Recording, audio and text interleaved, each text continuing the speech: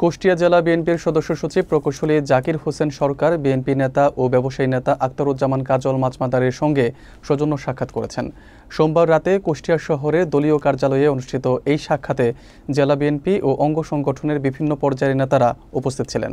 বৈঠকে আসন্ন জাতীয় নির্বাচনে ধানের শীষের বিজয় নিশ্চিত করতে সবাই ঐক্যবদ্ধভাবে কাজ করার প্রতিশ্রুতি দেন। নেতারা জানান, দলীয় সিদ্ধান্ত ও কেন্দ্রের নির্দেশনা অনুযায়ী মাঠে সক্রিয় থাকার ব্যাপারে তারা দৃঢ়প্রতিজ্ঞ। বিস্তারিত দেখুন মোহাম্মদ মঞ্জুরুল ইসলামের প্রতিবেদনে। কুষ্টিয়া শহরে বিএনপি নেতাদের ১০০ জন সাক্ষাৎকে কেন্দ্র করে জেলা জুড়ে কর্মীদের মাঝে নতুন উদ্দীপনার সঞ্চার হয়েছে। জেলা বিএনপির সদস্য সচিব প্রকৌশলী জাকির হোসেন সরকার সোমবার রাতে ব্যবসায়ী নেতা ও জেলা বিএনপির অন্যতম প্রভাবশালী ব্যক্তিত্ব আখতারুজ্জামান কাজল মাজমাদারের কার্যালয়ে গিয়ে এই সৌজন্য সাক্ষাৎ করেন। সেখানে উপস্থিত জেলা বিএনপি ও অঙ্গ সহযোগী সংগঠনের বিভিন্ন পর্যায়ের নেতারা আলোচনায় অংশ নেন। বৈঠকে নেতারা জানান, আসন্ন জাতীয় নির্বাচনকে সামনে রেখে ধানের শীষের বিজয় নিশ্চিত করা তাদের প্রধান লক্ষ্য। এজন্য দলের ভিতরে সামান্য ভুল বোঝাবুঝি থাকলেও তা দূর করে সবাইকে ঐক্যবদ্ধভাবে কাজ করার প্রয়োজনীয়তার কথা তুলে ধরা হয়।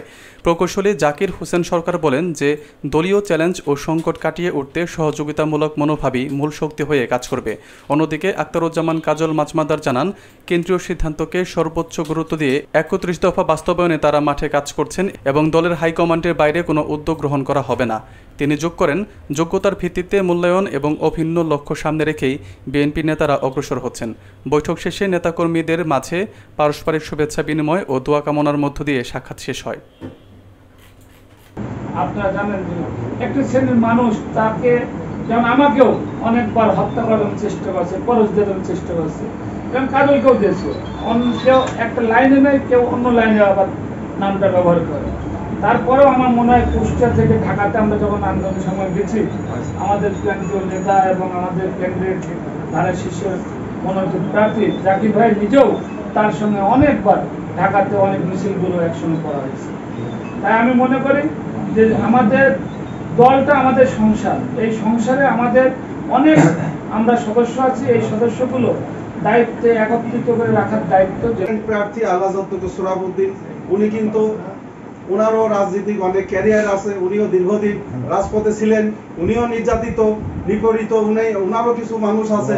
আমি মনে করি আমাদের নেতা ওনার সাথে যোগাযোগ করছে কিনা আমি জানি না, আমি মনে করি উনি এবং ওনার যারা সহকর্মী আছে তারা আমাদের নেতা আল্লাহ সোহরাবউদ্দিনের সাথে কম্বাইন করে তাকে বর্তমান অবস্থা প্রয়োজনে একবারের জায়গায় দুইবারের জায়গায় ৩ বার ৫ বার, যেমন আমার একটা অভিজ্ঞতা আছে সৈয়দ মেহেদি আহমেদ রুমি ৯৬ সালে, অনেকেই আছে দীর্ঘদিন ৯০ সাল থেকে ৮৫ সাল থেকে অনেকেই আছে, আমরা একসাথে পথ চলি এবং নিষ্ঠার সাথে। আমি যেটা মনে করি এখানে অনেকে আছে, আছে দলের সাথে আমরা কখনো বেইমানি করিনি, কিন্তু মাইনাস কিন্তু হয় একদম মাইনাস করে চলে যেতে। আমার কথা এটা আপনার কাছে অনুরোধ, যাতে এইটা সবাই দিনে আমরা কাজ করতে পারি। যে কয়বার এটা নিরসনের উদ্যোগ নেওয়া হয়েছে, প্রত্যেকটা উদ্যোগ আমি নিয়েছি।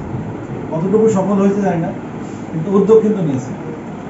এই ব্যাপারে এই জন্য আমি বলতে চাই যে আমার চেষ্টা আমি করেছি এবং আমি আশা করি ভবিষ্যতেও আপনারা সহযোগিতা করবেন, আমি আবার চেষ্টা করব।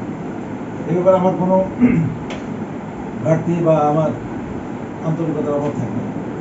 আমরা কিছু অর্জন করেছিলাম, কিন্তু আলটিমেটলি মূল জায়গা পর্যন্ত আমরা যেতে পারি, ব্যর্থতা আমাদের আছে। বেশ কয়েকবার চেষ্টা হয়েছে, আমরা কথা বলেছি, বসেছি বিভিন্ন সাবজেক্ট, বিভিন্ন জায়গায়, ঢাকায়, বিভিন্ন ভাবে। এবং এটা আমি বলতে পারি, আপনারা অনেকেই হয়তো জানেন না, আর যারা জানেন কিন্তু ক্রেডিট আমি ওইটুকু দিতে চাই যে আমি চেষ্টা করেছি, কথা ব্যবস্থা করছি, বসেছি, কথা বলছি। এনিওয়ে, এখন একটা ভিন্ন প্রেক্ষাপট আপনারা জানেন যে আমরা যেমন একই মায়ের সন্তান, হয়তো আমাদের মধ্যে মতপার্থক্য দুই ভাইয়ের মধ্যে থাকে, কিন্তু যখনই পাশের বাড়ির সাথে যখন একটা ক্ল্যাশ হয় তখন কিন্তু আরো মনে থাকে। হয়তো বাবার জমি নিয়ে কে ফ্রন্টে নেবে কে পিছনে নেবে, এটা নিয়ে ভাইয়ের মধ্যে মতপার্থক্য হয়। আমি মনে করি আমাদের মতপার্থক্য ঠিক সেরকম। এখন যেটা হয়েছে, এখন একটা বড় ধরনের একটা চ্যালেঞ্জের সম্মুখীন আমরা, দেশ একটা বড় ধরনের হুমকির সম্মুখীন, ষড়যন্ত্রের সম্মুখীন নিয়ে মোটামুটি অলমোস্ট কথা সবার সাথে হয়েছে, শুধু উভয় বাকি আছে। উভয়ের সাথে আমি কথা বলবো, আর মোটামুটি সবার সাথে কিন্তু কথা বলেছি। আর যে বিষয়টা আমি বলতে চাই, যেহেতু এখানে ব্যবসায়ী আছেন, আমরা কুষ্টিয়াকে একটু অন্য উচ্চতায় নিয়ে যেতে চাই।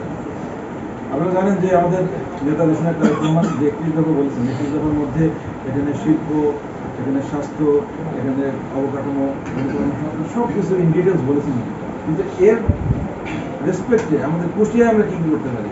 আমাদের একটা বড় দাবি ব্যবসায়ীদের যে এখানে একটা ব্যবসা বান্ধব একটা পরিবেশ তৈরি করা, এখানে যানজট মুক্ত করা, এখানে অবকাঠামোগুলো।